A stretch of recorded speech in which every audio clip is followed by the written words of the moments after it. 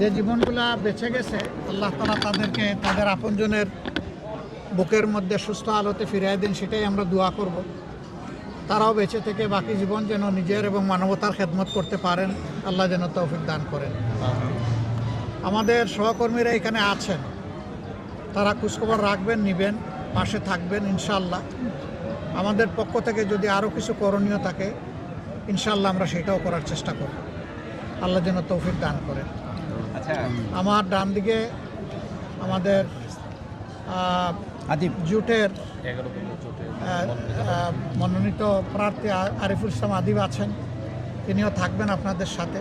এটা তার নৈতিক দায়িত্ব, সমাজকে ধারণ করা এবং সমাজের বিপদে সঙ্গ দেওয়া, পাশে থাকা। আমি তাকে অনুরোধ করব তিনিও পাশে থেকে এই বিষয়গুলা অংশগ্রহণ করবেন এবং তার নিজের দায়িত্ব তিনি পালন করবেন।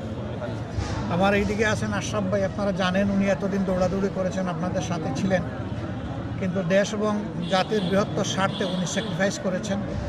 আল্লাহ তাআলা তার এই স্যাক্রিফাইসকে কবুল করুন। আপনারা সাংবাদিক বন্ধুরা যারা এসেছেন, আপনারা চেষ্টা করবেন মানুষকে শান্তি শৃঙ্খলার ভিতরে যতটুকু ম্যাক্সিমাম সার্ভিস দেওয়া যায়।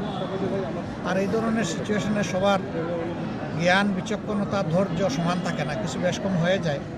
আমরা নিজেদের মধ্যে এগুলো মানায় নেব ইনশাআল্লাহ, বৃহত্তর স্বার্থে, মানুষের কল্যাণে। আল্লাহ আমাদেরকে তাওফিক।